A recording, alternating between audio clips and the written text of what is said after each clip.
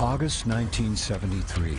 A terrified teenager reports a fatal shooting just outside of Houston, Texas. When I got there, walked in and saw the naked body with him shot 6 times, and I knew that this was not just an ordinary shooting. The discovery exposes a crime so chilling that even hardened detectives find themselves reeling in horror.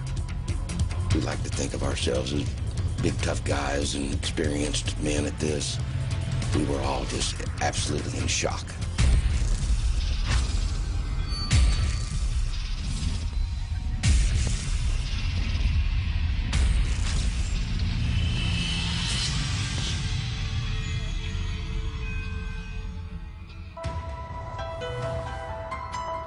Houston, Texas in the early 1970s, a sprawling industrial city on the verge of a big boom. There are areas of the city, however, whose time has come and gone. One of these neighborhoods is on Houston's northwest side. It's called the Heights. At one time, the Heights was a very upper-class socioeconomic area back around the turn of the century. But then by the 70s, there was sort of an economic downturn within the Heights. There's also been a rash of teen runaways, chalked up to problems at home or school. Some parents, they would file missing persons reports. They would bug the police. They would look for their children. But those were a minority. The great majority of parents, as I remember it, simply decided that their child had left. At that time, the Houston Police Department did not have a missing persons division. But I do know that there were several teenagers from the Heights area, maybe up to 13, that had been reported missing in the early 70s. May 29, 1971. Dorothy Hillegeist says goodbye to her 13-year-old son David and his 16-year-old friend Mally Winkle as they head off to the neighborhood swimming pool. The boys are last seen getting into a van not far from the Hillegeist home. When they fail to return home, their families report their disappearance to the police.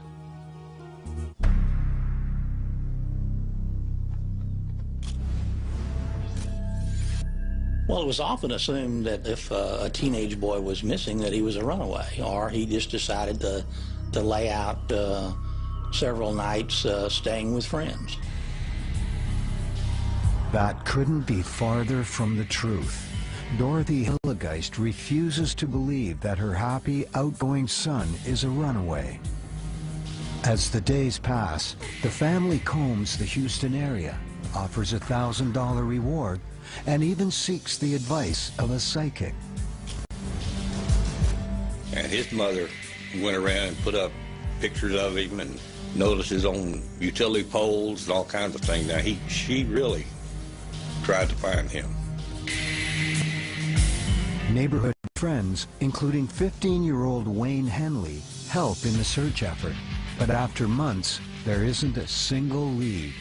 Mally Winkle and David Hillegeist have vanished into thin air.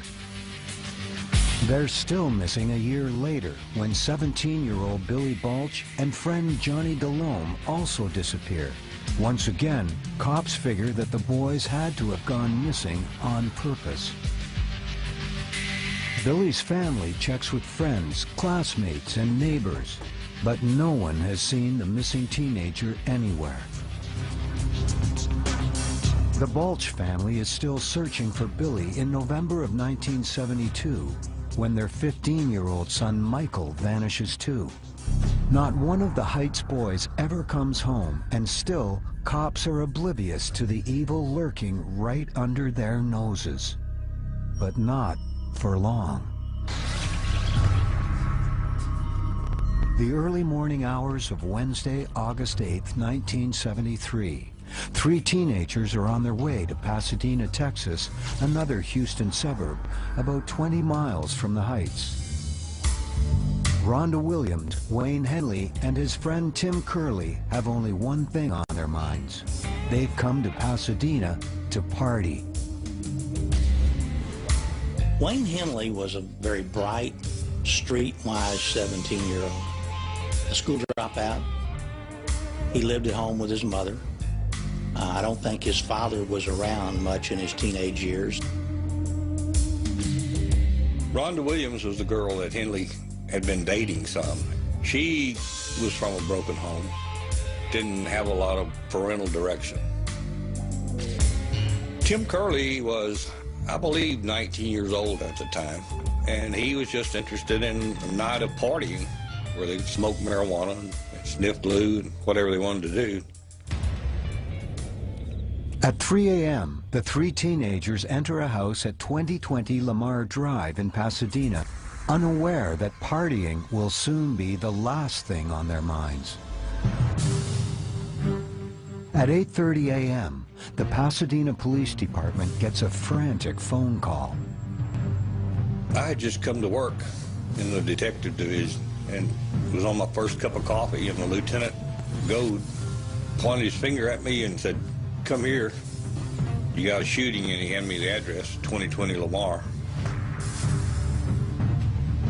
When Detective Sergeant David Mullican arrives at the scene, he finds a Pasadena police officer waiting outside with an empty .22 caliber pistol and 3 suspects, none other than Wayne Henley, Rhonda Williams, and Tim Curley. The first officer to respond to the call that morning was uniformed patrolman Jerry Jameson. He was met by Henley and Curley and Rhonda. They were sitting on the curb out in front of the house. And Henley said, "I just killed a man. He's in the house." At 34, Mullican is a 12-year veteran with the Pasadena Police Department. He's about to take on the biggest case of his career. Inside, Mullican finds the naked body of a man lying face down in the hallway outside a small bedroom, his feet tangled in telephone cord, his back and shoulder riddled with bullet holes. The scene inside the bedroom is even more shocking. Of course, when I got there, walked in and saw the naked body with him shot 6 times, all kinds of sexual objects, and I knew that this was not just an ordinary shooting.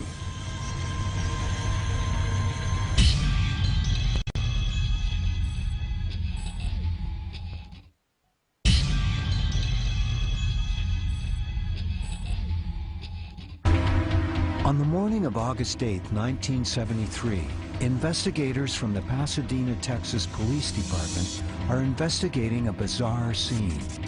Outside sit 3 teenagers, one of whom has confessed to murder.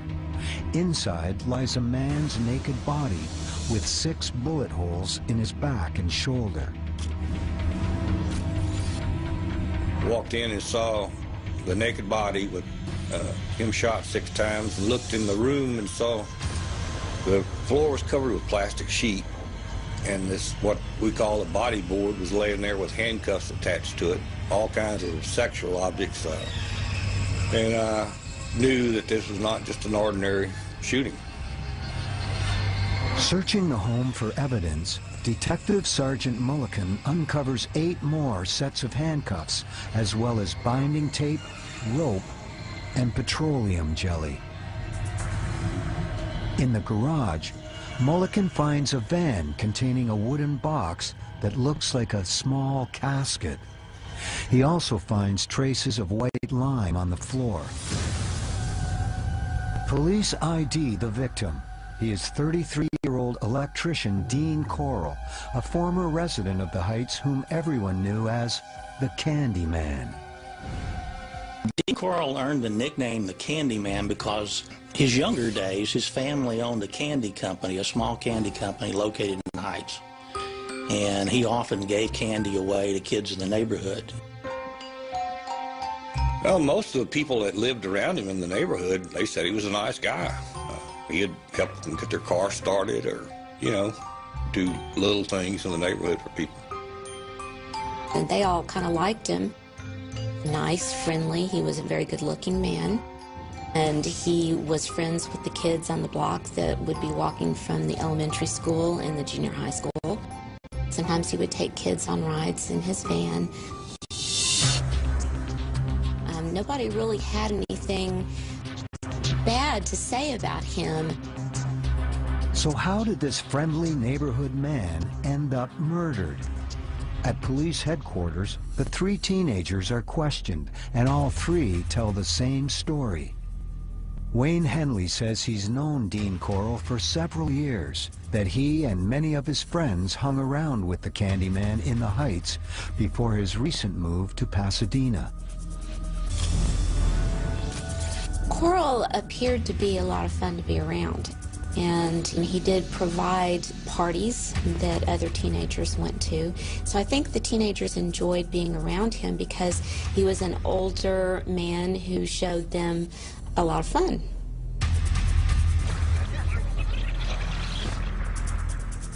Corll had seemed a bit taken aback that Wayne had showed up with a girl. But they're able to smooth things over, and the party is soon underway. Henley and Curly and this girl stayed up all night doing what they called huffing, or sniffing glue and paint and whatever they had handy. And they passed out, and when they woke up, Corll had them all handcuffed. The teens have both their ankles and wrists shackled. Rhonda and Tim have masking tape over their mouths. Brandishing a knife and a gun, Dean Corll vows to kill them all, but only after he has his fun. Henley knew the jig was up, that Corll was getting ready to do him.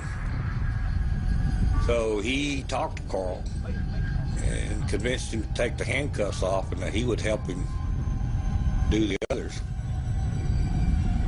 Then they strapped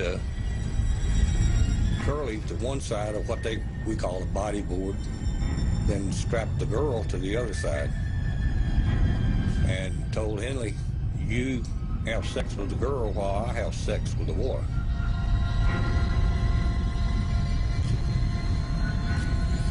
I don't have any doubt in my mind that Henley knew that if he didn't do something to Dean Corll right then, that he would kill those two. And when he got his hand on a gun is when he started firing and shot Dean Corll dead.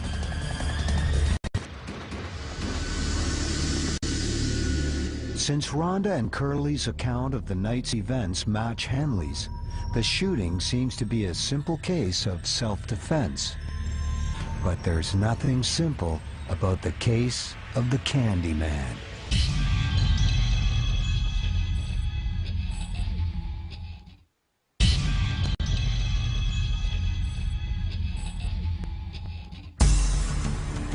August 8, 1973.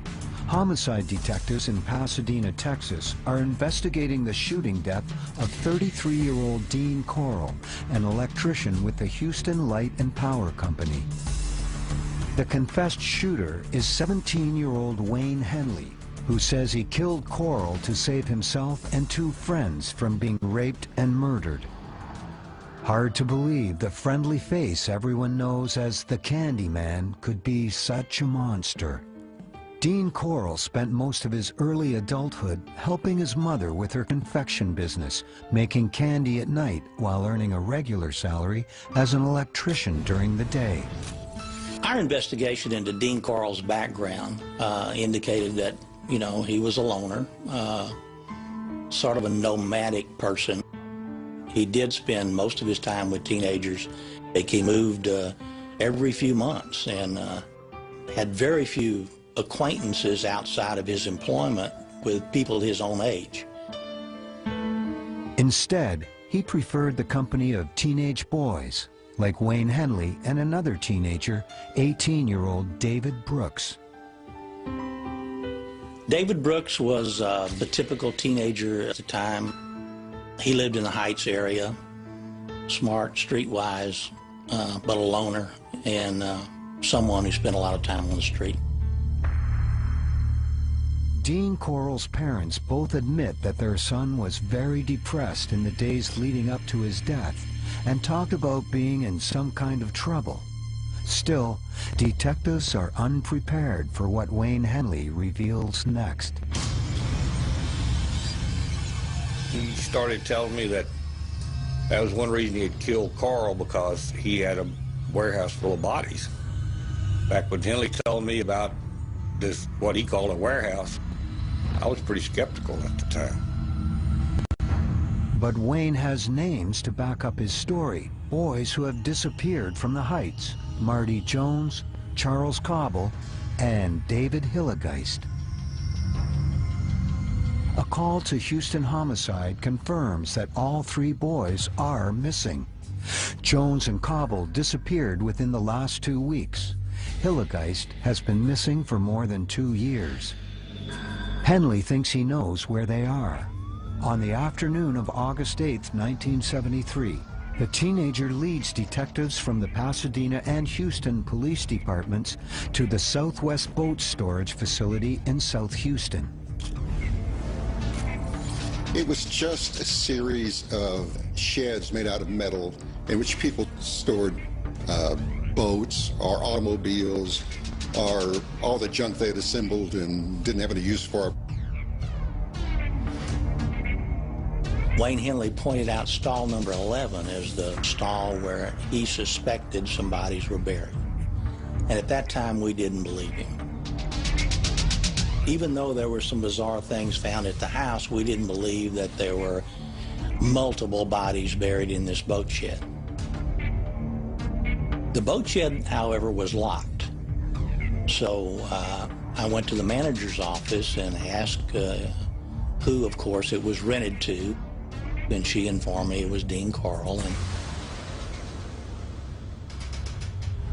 when we opened the door, Henley turned white as a sheet. And when I was looking at him, I knew the boy was telling the truth. Inside, police find a dirt floor partially covered by carpet. there was a lot of junk and shovels, and there was an old stripped out car. And there were bicycles, shoes, jackets, and there were some sacks of lime. And there were a number of raised places in the ground that looked like they were freshly dug up. The detectives have brought some trustees from the local jail to help with the digging. Not far down, they reach a layer of white powder that they identify as lime. Minutes later, shovels hit something buried 6 inches below the surface. It's a body wrapped in clear plastic sheeting, the same kind found in Dean Corll's bedroom. And we started scraping the dirt away in a more gentle fashion so we could preserve the body. We didn't want cuts and things from the shovels hitting the bodies. It's the naked body of a young boy, a heavy cord tied tightly around his neck. Wayne Henley's outrageous story is true. The county medical examiner is called to the scene along with a team of forensic experts, and they continue to dig. The owner of the storage facility tells police that Dean Corll has been renting the shed for almost 2 years. She describes him as a nice man who came around 2 or 3 times a week. He'd recently inquired about renting a second unit. It's not long before the press gets wind of the grisly discovery. Of course, there were TV crews and news media all over the place. In fact, I asked one of the TV guys even if I could let Henley use his car phone, call his mom. And that's one of the famous scenes on the news. That Henley called his mom on television. Mama, it's Wayne. Mama, I killed Dean. I killed Dean. Inside the shed, police discover a second body, more decomposed than the first, but definitely that of a young person. It was a hot day, and the smell would just knock you over. Everybody was all upset. They had never seen anything like it, I don't think. An interview with Wayne Henley hits the 10 o'clock news, alerting everyone in Houston to the horror story that's unfolding. The news sends a shockwave of fear through the families of missing boys. At Houston Homicide, detectives gather files on teenagers who have disappeared over the past several years. The stack grows to almost 50 cases from the Heights alone. Meantime, police divide the boat shed floor into sections and begin systematically digging their way down. As the night wears on, a third body is discovered, then a fourth, and a fifth. It seems like almost every place they dug in there, they found another body. And every time there was a new body found, I would have to run like 200 yards to the nearest telephone and phone in to my office, you know, another body had been found. By midnight, 8 bodies have been recovered and sent to the county medical examiner for autopsy and identification. At the scene, investigators sift through the soil for evidence. When we started diagramming the different locations, some of them were 3 deep. There'd be a body and dirt and a body and dirt and a body on top of each other. The search is not over, and by the light of day, the case will take a turn that no one, not even the most hardened detectives, could ever imagine. We like to think of ourselves as big, tough guys and experienced men at this. We were all just absolutely in shock. This was the crime of the century. People just didn't realize that other human beings could do what Dean Corll did to these kids.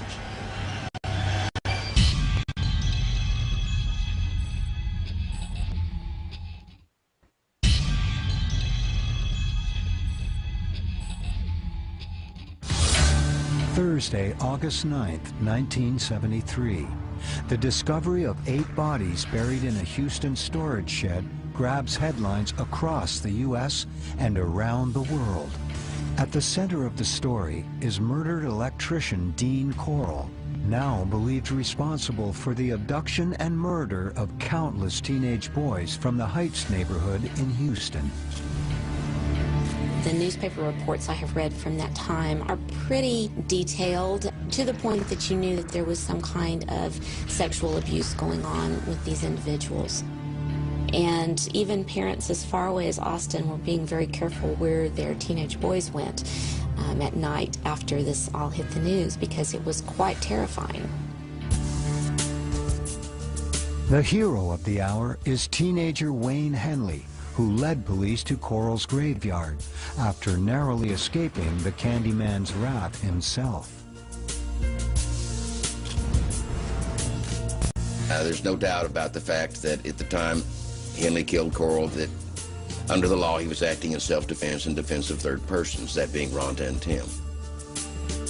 Yet, with 8 bodies already uncovered and the search for more ongoing, Detective Sergeant David Mulliken finds it hard to believe Dean Corll acted alone.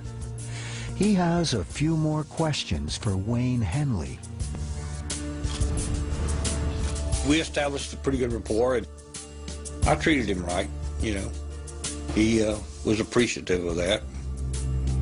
He was pretty honest with me. And the more he talks, the clearer it becomes that Henley isn't just an innocent bystander.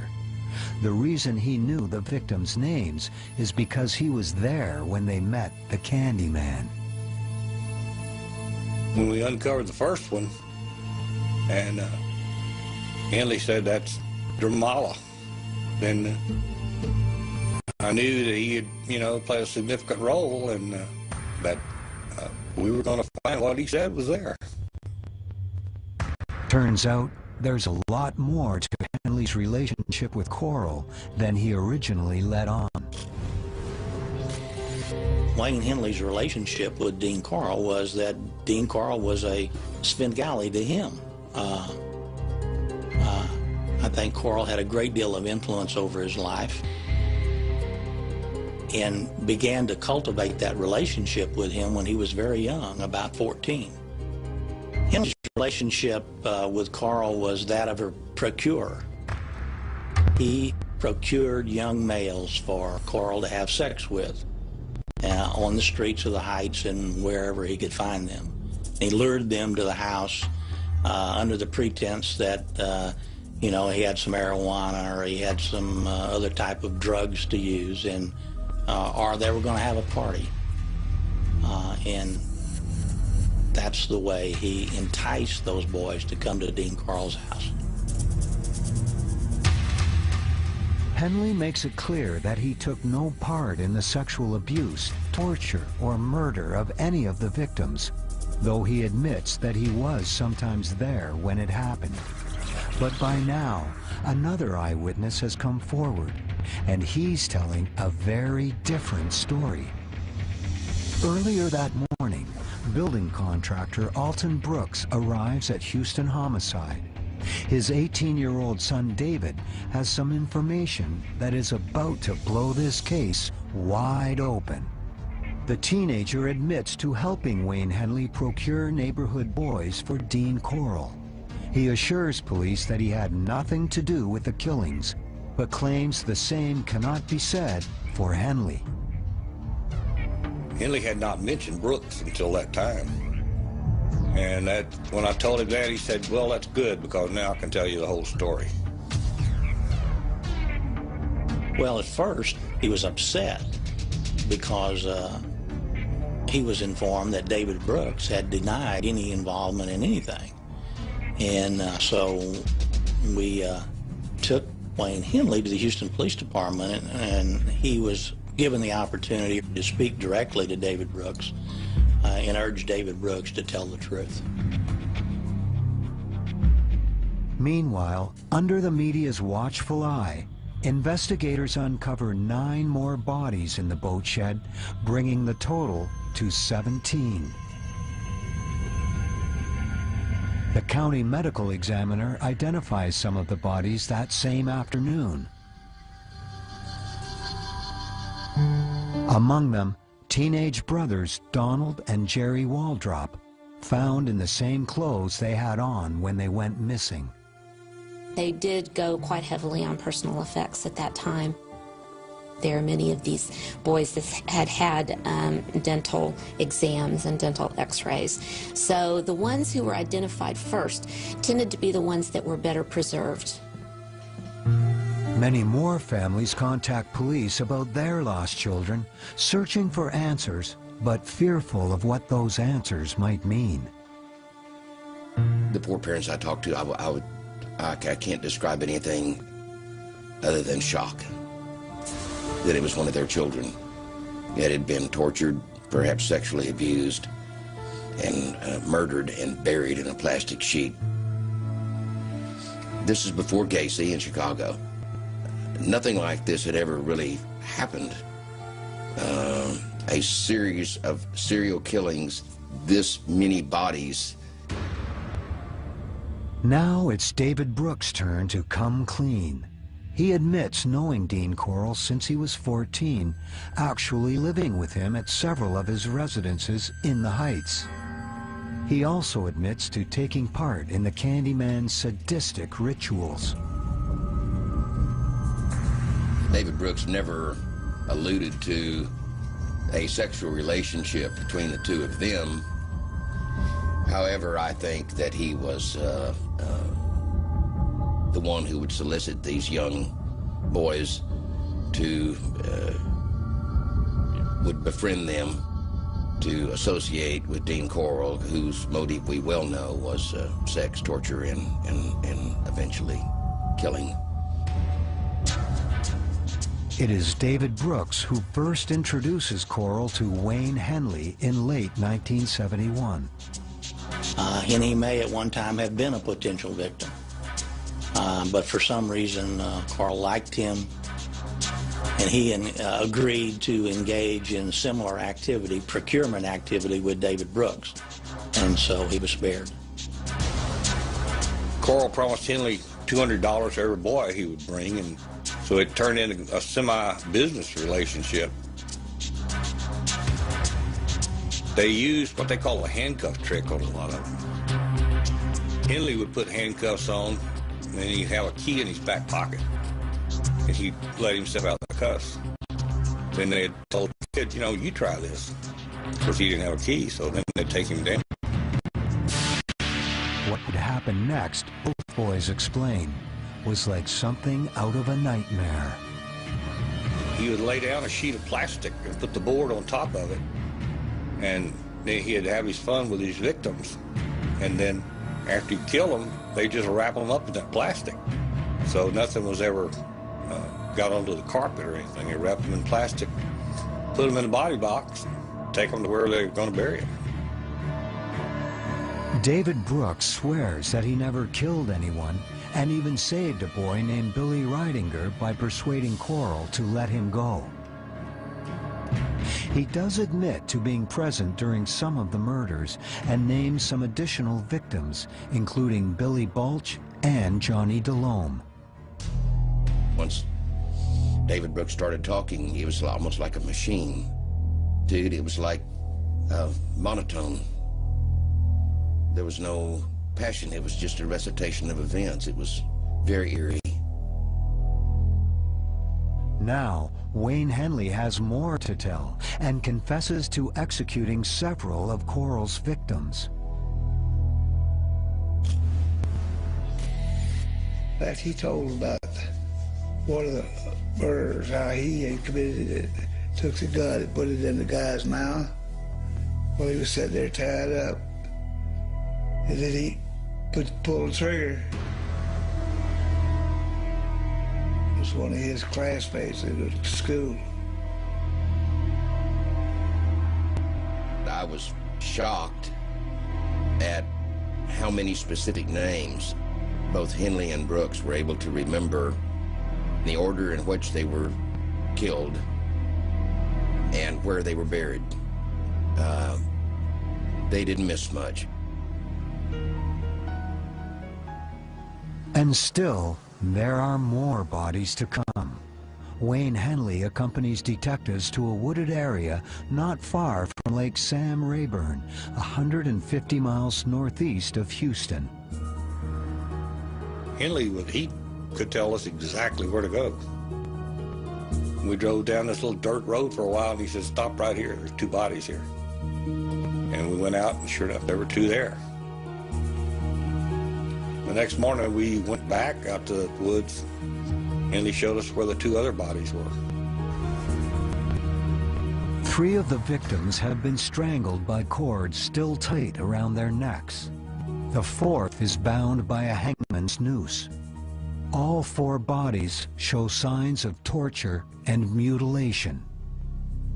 The next day, Brooks and Henley lead police to a 3rd site near the tiny beach community of High Island, 80 miles to the south. The media follows close behind as the teenagers walk the beach, pointing out places where bodies are buried. There's just a huge sand pile down there along the beach first come in. And Brooks was looking over his head with all these deputies around him.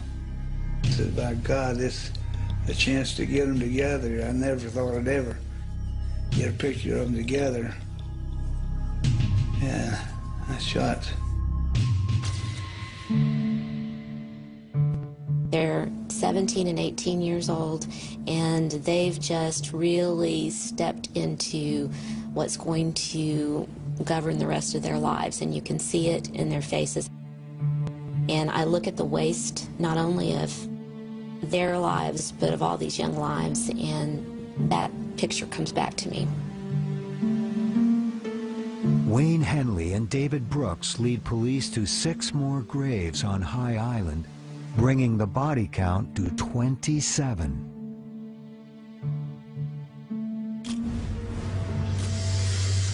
I wouldn't have been surprised if there were 1,000 bodies. I mean, the story was just that big, and who knows how long it had been going on. Only one man knows the answer to that question. And on that same Friday, while his victim's bodies are being lifted from the sand of High Island, Dean Coral, the Candyman, is laid to rest, taking his deep, dark secret to the grave.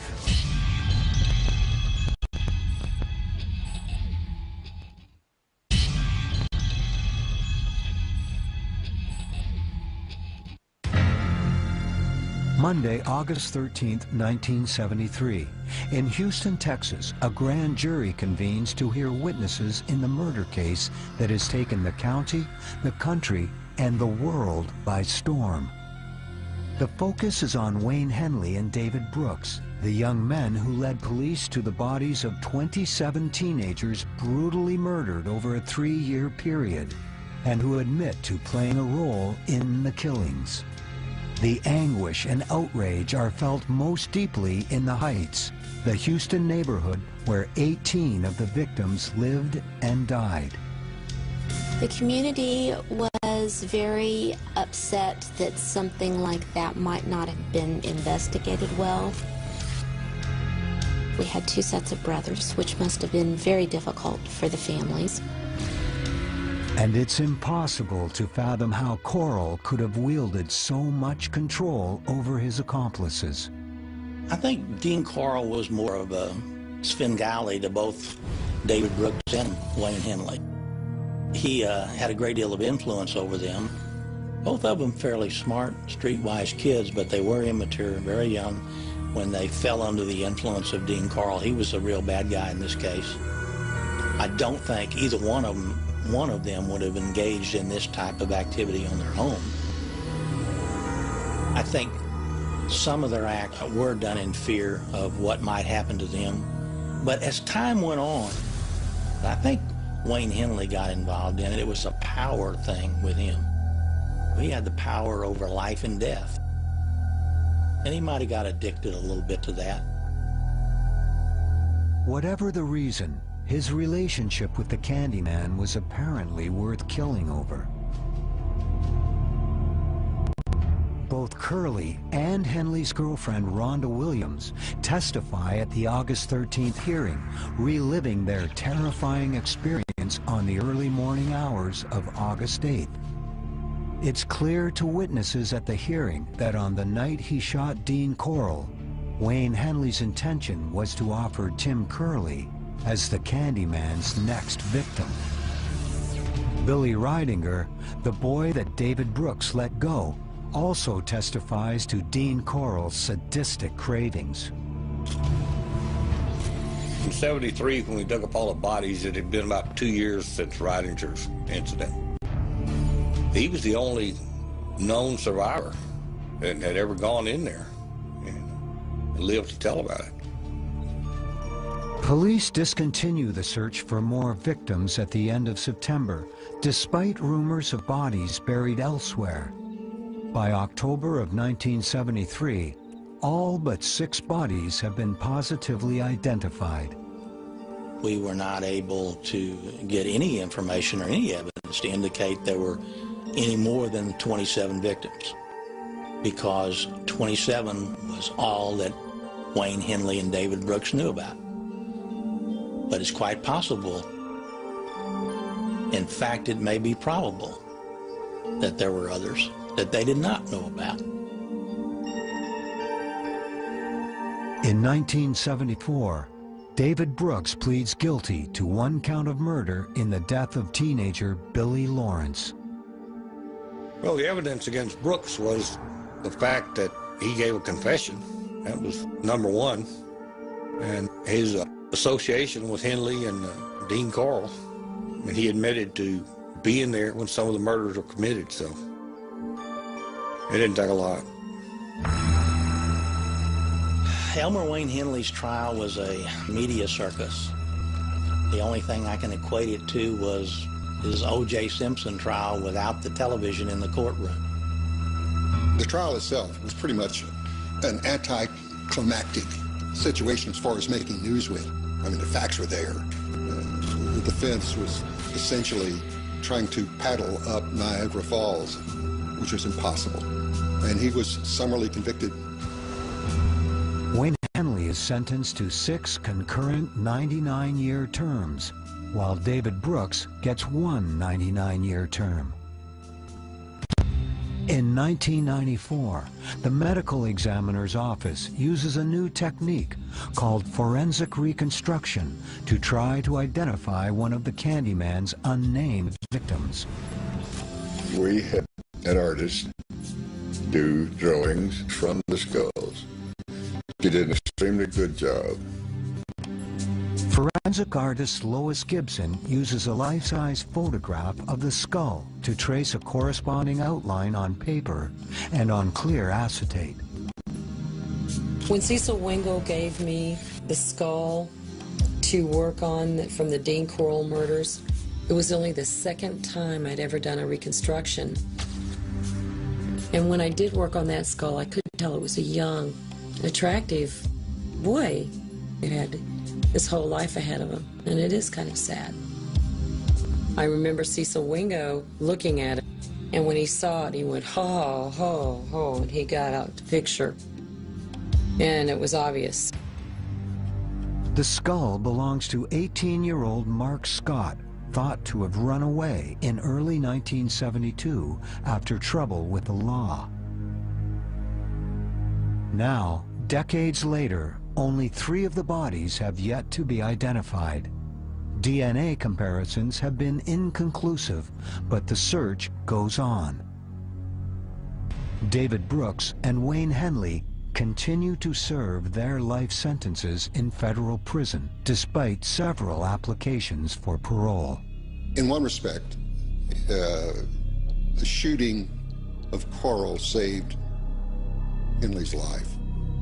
In another respect, it was the worst thing that could have happened to him.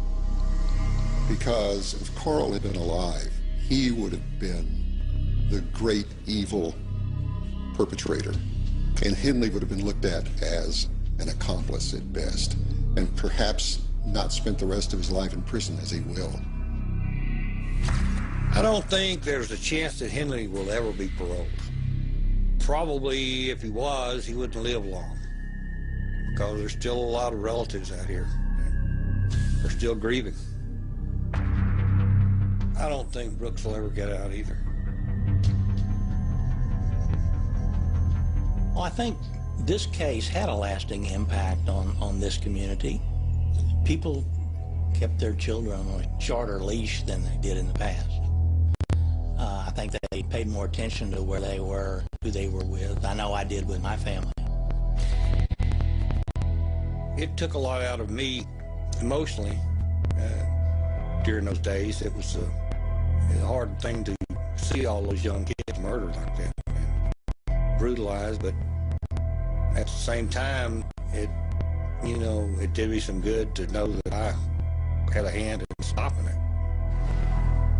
It's just something I'm glad is over.